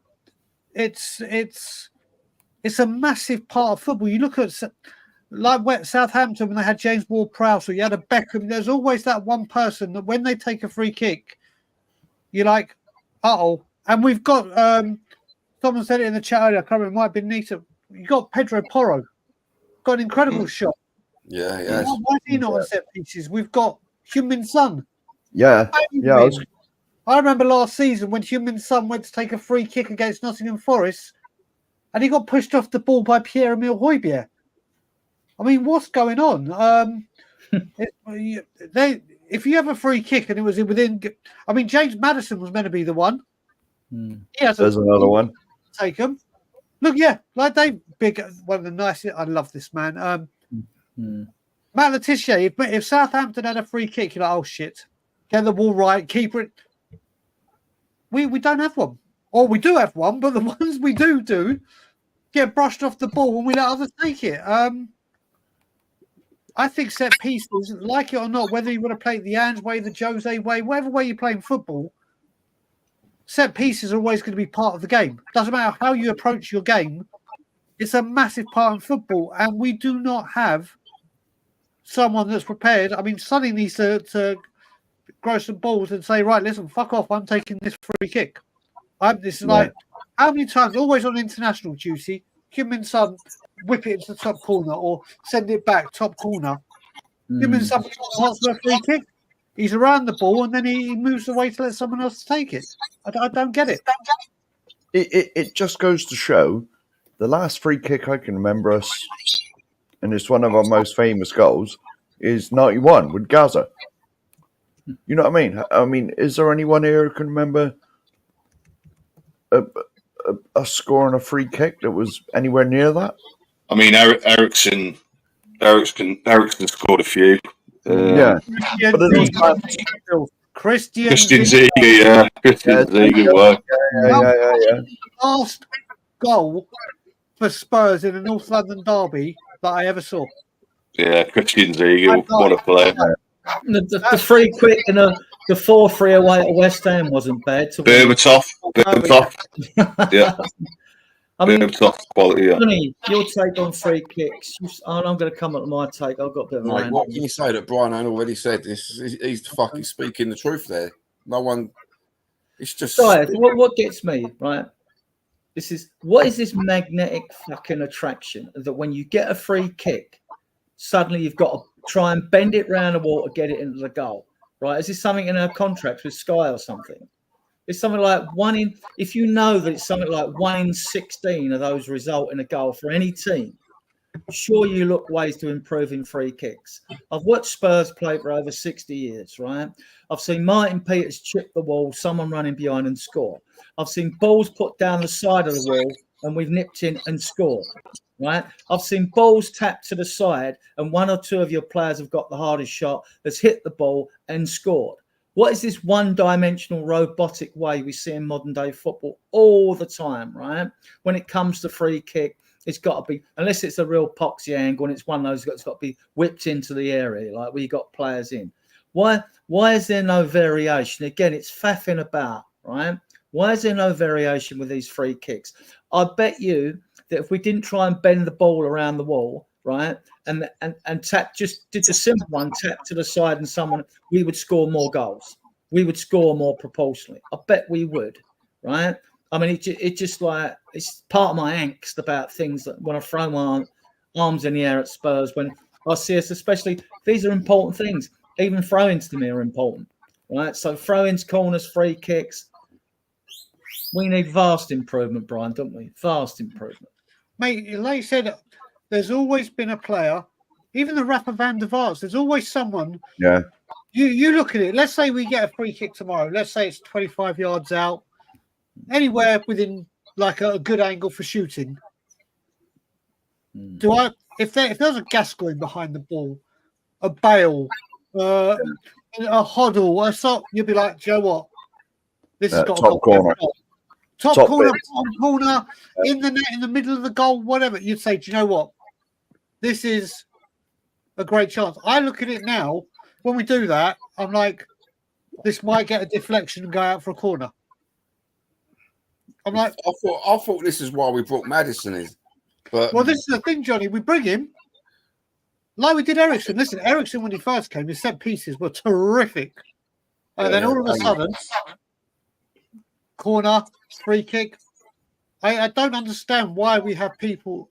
Maddison, I think, Johnny, when you had it as well with James Maddison, how many goals did he used to score? Or how many times for Leicester would he go for a shot outside the area? Rather than trying that extra touch. If he had a bit of space and he was sensible, bang, he's taking a shot. No, he just. You know what though? You know what? Madison's not getting them positions. He plays deep for us. That's why he's not on the edge of the box to get these shots off. But Phil, you would have thought as well that one of the reasons that we bought Maddison, would have been obviously his playmaking. We needed that playmaker and the guy that could pass the ball through the eye of the needle. But you would have thought, you know what, a massive thing that sorts out our set pieces. That's sorted. We got one of the specialists in the league. Yeah, and now nothing. I think we all thought that when he come into the club. I thought, you know, when he played at Leicester, you know, the set pieces that he'd score one out of 3. Do you know what I mean? Yeah. I don't understand where his drop offs come from with his set pieces. I really don't. I used to be able to tell you this. Going to ask Mark an awkward question. Mark, I used to know this for teams for Spurs, right? Mark, so who's got the longest throw at Tottenham and who's got the hardest shots? Do you know? Because I don't. We never take long throws. I wouldn't have a clue about the throw. So we don't know if a player can do a long throw, do we? No. We never see it. We don't know the hardest shots. We know when it's back to the hardest shot, I would say Porro. Yeah, I was going to say Porro. Yeah, I was going to say Porro, but then again, Van der Ven hit a good shot. Yeah. But going back to the free kicks, what used to really annoy me when he was here is when Harry Kane used to expect to take all the dead balls. Yeah. Right, and you knew what was going to happen. Hit the wall, and then there'd be a scramble for us to get it back. That used to really wind me up. It was like, just go away, Harry. Go in the box and tap the rebound home or something, you know? Right, let's talk about something else, which is going to creep up on us quite quickly, right? I'm going to put stat up for you, because I do these updates all the time, right? Brian, does this concern you? Yellow card watch, I update. Kulusevski's on 4, VDV's on 3, Maddison's on 3, Bentancur's on 3, Basuma 2, Udogie 2, Vicario 1, Sarr 1, Porro 1, Spence 1, Johnson, Richarlison 1, 5 yellow cards in the first 19 matches is a 1-match ban, 5 yellow cards in the last 19 matches is a 2-match ban. So again, what I would say this, Adrian, before we go on to this, are all these definitely Premier League, not spread out Carabao Cup? No, they're Premier League. They're just Premier League, right? Okay, we've only played 9 games, and you've got to get to 19, right? Yeah. So I would say, so Kulusevski 4, Maddison. See, you look at it, Kulusevski and Maddison 4 and 3 respectively. Let's just hope we can't. It's a 1 game, but is it a 2-match ban if you get to 5 yellow cards, or is it a 1 match? No, it's 1. Second 19. First, you get the amnesty if you get to 19 games without. Yeah, then it resets. Yeah. I mean, it resets. But if you get 5 in the second half of the season, you get a 2-match ban.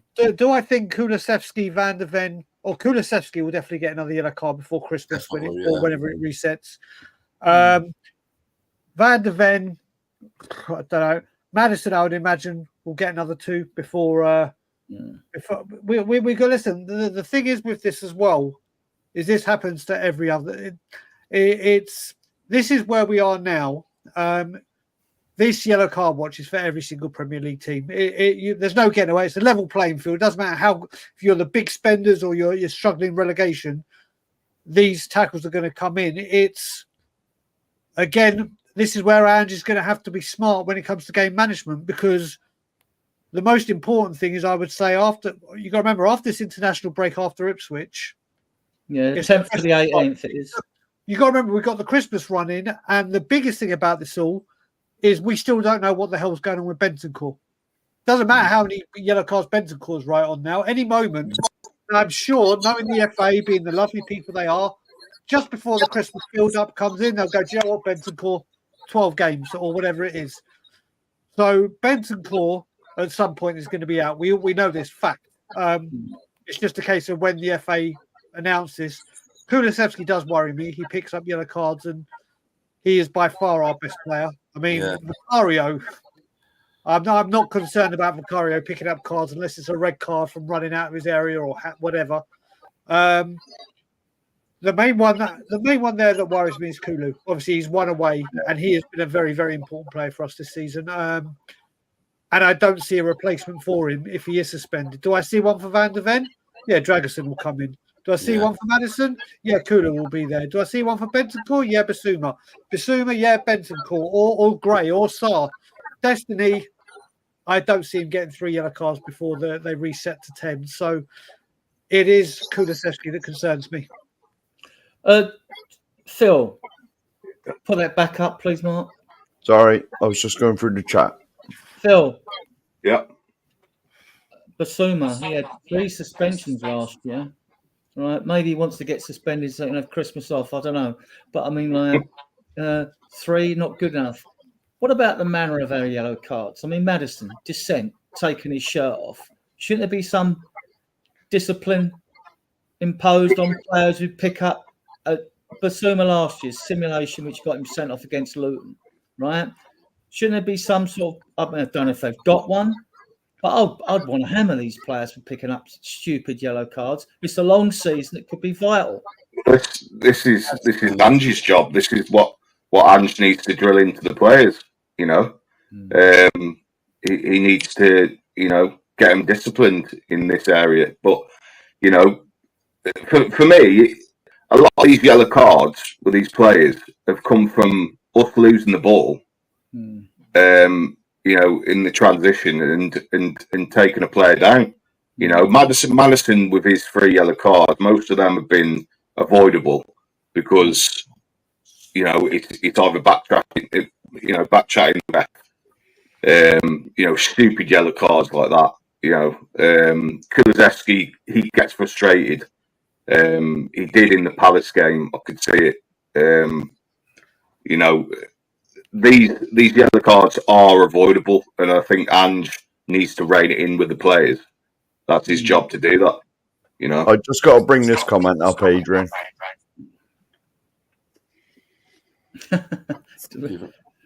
Hello, Cobber. Johnny, is it a surprise that Romero hasn't picked up a yellow card? And I mean, is that due to the fact that we do play a high line, whereby previous seasons under different managers, when we played a medium and low block, you're obviously going to have to make more tackles if you're playing on a counter attack. Less time of missed time in a tackle, so less chance of getting a yellow card. I've not really seen Romero do much, really, to get a card this season. He seems to be a bit like a Sabutio player. He's just standing there thinking that he's the dog's bollocks. I think that's the reason why he ain't got any cards. He ain't done nothing. Everything goes through him at the back, though, doesn't it? Might go through him, goes past him a lot of the time now, doesn't it? Yeah. Mark? Well, Romero, no yellow card? Yeah. Maturity? Well, let's hope he has actually calmed himself down, because let's face it, when he first came in, he was getting sent off, and he was like putting stupid challenges in, and to me, he knows now he's going to be one of the captains, so he's had to sort of calm it down a bit. But He's calmed down too much, though. Yeah, Mark, isn't he? yeah. I was going to say he's almost. Gone. Yeah. But is he not getting stuck in as much now because his head somewhere else? You know, i.e. Madrid. I mean, who knows? Well, if you consider the amount of free kicks given away in the Premier League now, it's a pittance, really. So there's not many. So then really you look into the players' stats, you know, being engaged, you know, outbeating your player on the run, winning the ball without having to make a tackle, holding it. I mean, I know some of you probably disagree with me, but to me, he's best defender by a country mile, in my opinion. But I know others will be different, and fans will be different on that. That's just my opinion, right? So, but no, and I think everything goes through for him. I like him when he gets to the line. His old days, a defender would just boot the ball into touch.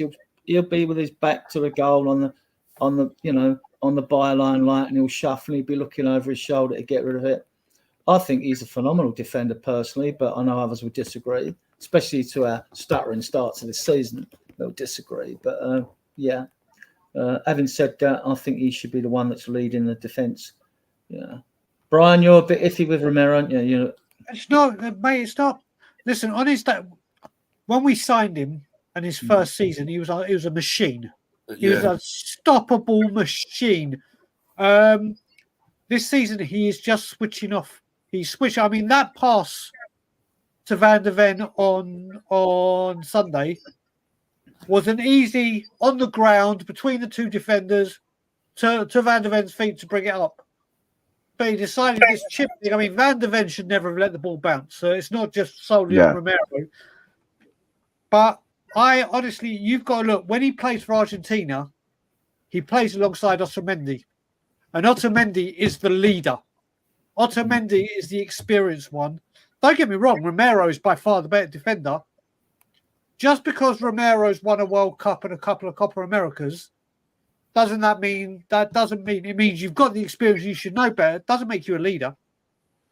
I think right now, we use the word leaders when the real word is experienced. Do we have internationally experienced players? No. Yeah, we do.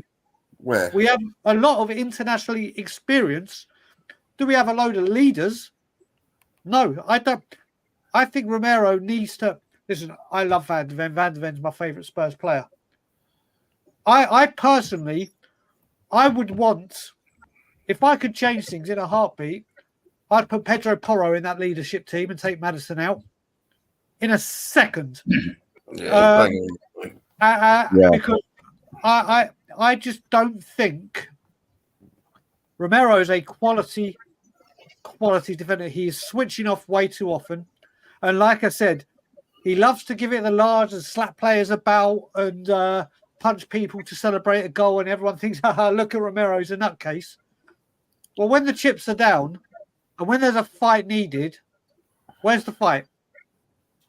Where's the right, guys? We're up in our game. You look at it, we can go back. Your John Terrys, your Tony Adams, your Stuart Pearces, your Julian Dicks.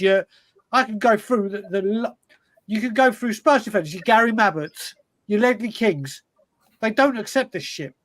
Them players are far between now, Brian. You don't see them type of players anymore. Even a Michael Dawson. There are defenders that have been there and said, you know what? Sort this crap out. This ain't happening. This ain't flying. I don't see it from a single Spurs defender. The only one I do see it from is Vicario.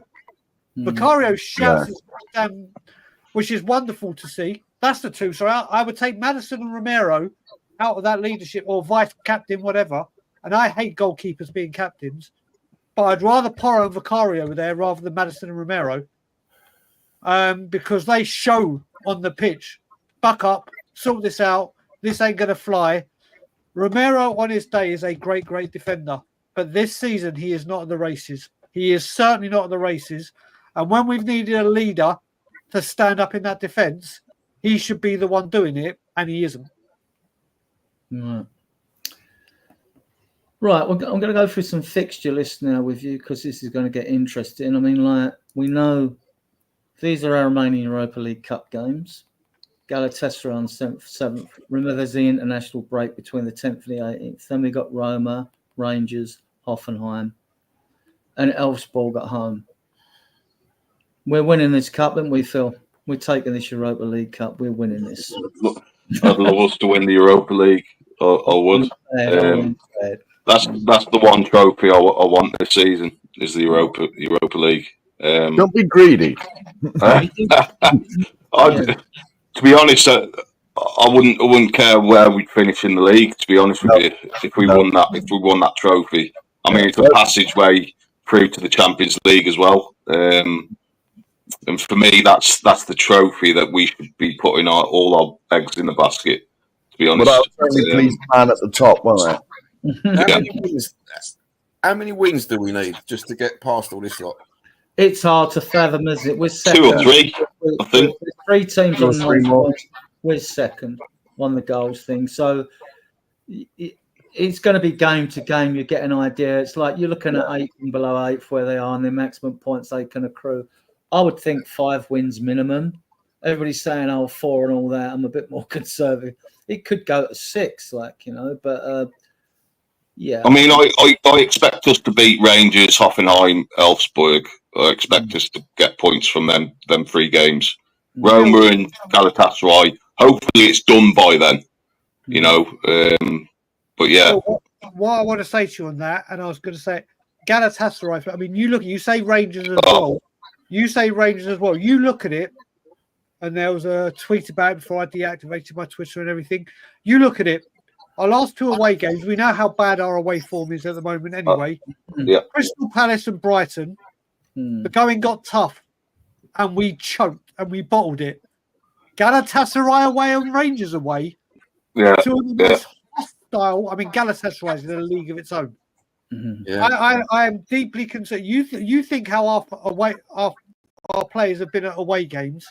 Yeah. I don't think not a single. Maybe Romero would have understood what it's like to play in these games. I don't think any of them have a Galatasaray certainly worries me. Rangers to me, I don't think they're of the quality. No, it's not. Forget the quality of them. Atmosphere. Yeah, just atmosphere. Yeah. I remember with Rangers, it's the rivalry and hatred for Postecoglou. Yeah. I'm sure Ange will be given a very warm welcome in Glasgow. Galatasaray away. Listen, we've been going on about how our players hid and ran on Sunday at Crystal Palace and weren't up for the fight. Yeah. Galatasaray away could scar them for life. It could scar them for life or be the making of them. You don't really throw Mikey Moore in that situation, do you? Really? I don't want Mikey Moore anywhere near that. I've said that I want to see Mikey Moore start every single European game, except Galatasaray away. Yeah, and that's a new stadium at Galatasaray with more capacity in it as well. Maybe bring him on maybe 5 to 10 minutes just to get him an inkling, because he's going to have to play in them sort of games in the future. So it might do him a little bit of good just throwing him in there for 5 minutes. I mean, a little bit of taste of it. Mark, we weren't great away to Ferencváros, were we? But we got the win. Yes, fortunately, but I'm sorry. At the moment, I wouldn't bet us beating anybody away from home. I think the issue is because we've had a stuttering start to the season, 9 games, league games in, quarter of the way through. But we don't know what Spurs team's going to turn up. No. So I was watching a podcast last night, and I heard on there, if you take like the Man United game and the first half at Brighton, that's a game and a half, and then you take the game and a half that we've had in the league after that, the second half at Brighton and the Palace games, it's like chalk and cheese. Like, we were fantastic in the first bit I mentioned. The second game, the second half is absolutely awful. We're predictable at being unpredictable. Yeah. Okay, right. A couple of things I just want to show you, because this is why I brought up the yellow cards earlier and all that, right? It's just because of our fixture list. Now, we know we got a break in November, I'm going to show you November's, December, and then we'll finish, and I'll meet you guys in the back room. Right, November, we got Villa at home. Right, should have beat them at home last year. We had like 17 chances in 25 minutes and we lost, but then we thrashed them 4-0 away. That's Tottenham for you, though, right? So, Galatasaray, as we said. Then we got Ipswich, Man City away. The interesting thing about the Man City away game when I was going through all this was that before we play Man City away, they've got 3 away games on the spin. So, you know, sometimes these things are what work in your favour and give us such a good results against them. You never know. I mean, like just throwing it in there. Then we got Roma, and then Thursday, and then like it don't stop, guys, because then in December we got 8. I mean, like this is like it's mental.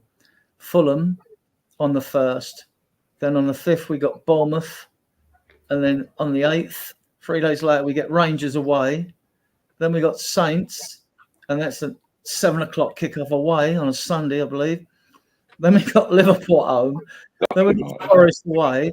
I mean, like this is the 22nd. You think the Premier League would arrange the Christmas period so that all clubs are playing their derby games in London around here, wouldn't you? You know, they are absolutely fucking useless. Let's be fair. Well, not necessarily a derby game. I was expecting like Tottenham to be away at Ipswich or something. You know, someone that's only up the road. We're going to have a lovely Christmas, aren't we? Oh. Watching what about the travelling fans? I mean, give them a break over the Christmas period, for Christ's sake, you know? I mean, it's Sunday the 22nd, Liverpool at home. All right, that's okay. Then Forest away, you know, on Boxing Day, right? Yeah. I mean, Boxing Day was traditionally a London derby game when I was a kid. You always played a London team, Wolves. Boxing Day is Wolves at home. Have a rant about this, yeah, or you're away or at home, yeah. Listen, and all those fixtures that you've just shown, the only ones I give a damn about the results are the ones in the cups. I could obviously I want to beat Chelsea because it's a London derby. I don't care. I've said it quite openly. I don't give a monkey's where we finish in the league. We're not finishing in the top 4. Anyone that thinks we are or stand a chance of, I admire your positivity, but it ain't happening. It ain't happening. All I care about this season is that there's a trip to Wembley or a trip to Bilbao, and at the end of the 90 minutes or 120 in penalties, whatever, we're lifting a cup. I honestly, we've already lost 4 games in the league at 9. I couldn't care. Listen, I will sacrifice losses and draws in the Premier League. Simeon asked me to stay when I was on We Are Tottenham TV when I went on there. They said you got 2 options. Beat Man City tomorrow, but you lose against Villa and City, or lose against Man City. Brian, sorry to have to interrupt you, but you mentioned Chelsea.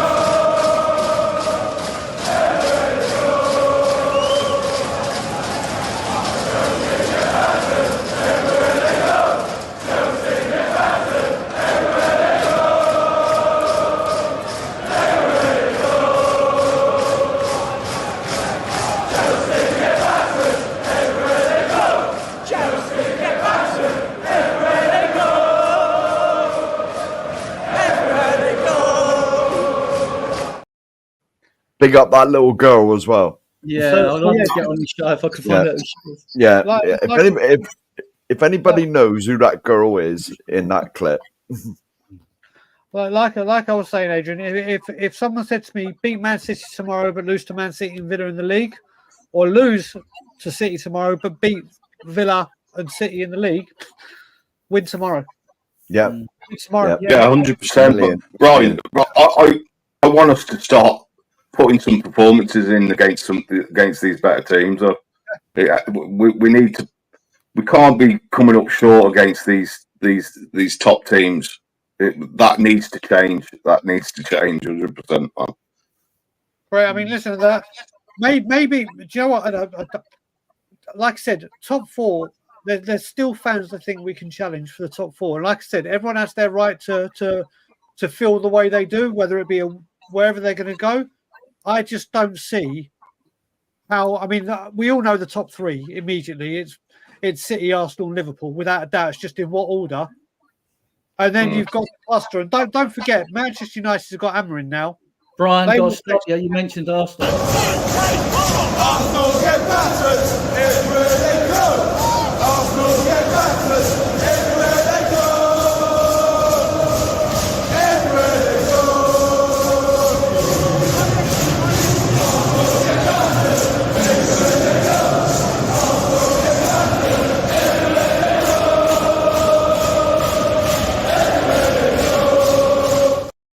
carry on. Yeah, so listen, a cup is the most realistic. It's easier. I think it's easier to win the Europa League than finishing fourth. And as John Lee has just been saying as well, you think about the amount of players that have left this football club not winning a trophy, and I include Kane in that. You can go through the whole Poch team. If Heung-min Son leaves this football club, and part of that elite group of players that don't win a trophy, I mean, where are we going? What are we doing? If there's one man, he has put his, whether people think he's past it now or we need to stop, well, whatever you think of him, that man has given absolutely incredible service. Yeah. Could have gone elsewhere, bigger money, whatever. He has committed to Tottenham Hotspur and been so close to, I mean, I can't have it. That's the last remaining, okay, Ben Davies, but how can we look back as a football club and say during a certain person's reign, this caliber of player has left this football club without glory? It's a crime. It's an absolute crime. And I like I said, those fixtures, I'll let other people talk now. Those fixtures that you brought out in November, December, I don't care if we don't win a single game in the league. We draw some, lose some, as long as we win our cup games. Yeah. That's all I care about. Yeah, well, it's just, it seems to me that all the players, if you want to win something, you have to leave Tottenham, because how many have left and gone on to win something the next year? It's virtually all of them. Virtually all of them that have left and they've won something that season or the season after. All of them. Yep. You know, and I've said hundreds of times on this channel, give me 17th in the league and a cup, and I'd take it. I'd take it. The FA Cup. 17th in the FA Cup. The FA Cup's still special to me. Well, beat City tomorrow. You beat the best team. There's no reason why we shouldn't go and win it. And I'm at the game, so I'm looking forward to going. They don't have no fear for me. You can guarantee what's going to happen. We'll beat City tomorrow and then go out to Colchester or something in the next round. Loving the positivity, Mark. No, well, it's just what normally happens. That's what always happens. I just want to see consistency. I do, to be honest with you. I want us to beat the top 6 teams. That's what I want us to see. Johnny, you got anything to say before I finish? Yeah. Oh, sorry. Would you say me or would you say Johnny? Doesn't matter. Go on, Brian. Doesn't matter. No, I was just about to say, listen, the way you got to look at it, the way you got to look at this as well is Ange Postecoglou's in a bit of a difficult position. If we play the first team and we go out, they're like, oh, why didn't you rest them? If we play the weakened team or a heavily rotated team, we go out, why didn't you play the first team? As I said, I am completely behind my manager. Always have been, always will be, no matter Nuno, you name it.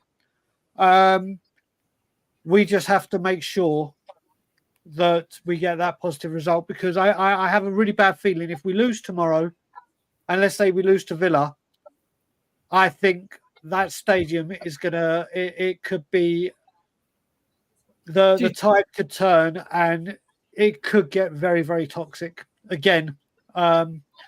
Let's just hope not. Phil, Christmas, do you reckon, Brian? Yeah, Phil, Christmas time. I pray to God not. Phil, do you think our bumpy start is a good thing in a way? It sort of tempers expectations. We are the youngest team in the league. Well, I think Chelsea can feel the younger one than us. So do you think maybe, all right, you don't want to lose in a way that's saying it's a bit contradicting myself there a bit, but do you think tempering expectations is a good thing? Yeah, in a sense, yeah. I mean, look at the start we had last season. 10 games. We've had the total opposite this season. Hopefully, we have a good back end of the season. Like sort of what Chelsea did. They were unbeaten for a long period of time. But for me, I just want us to get on going. I want us to start beating these better teams. Because that's if we're going to get anywhere, in winning the league. At some point, we need to beat these bigger teams. We need to have some ambition. But yeah, I mean, a trophy is a must this season. It has to be. It has to be a trophy. Oh, they're coming. I fancy a nice little League Cup, UEFA Cup double. Johnny, anything to finish with? Let's hope that we've learnt from our losses, because we ain't going to learn nothing from the wins, are we? Yeah. Okay. Well, guys, it's been a great show. Good, mature, sensible debate, as usual, with our shows as it happens. I want to thank our guests. You know who you are. I want to thank all of you in the chat channel that have left comments for us. As you can see, our shows go out live every Tuesday, Friday, and Sunday at 8 o'clock. Yeah, if you like the content, please subscribe to the channel, smash the like button, and leave a comment. And I will play you out with this.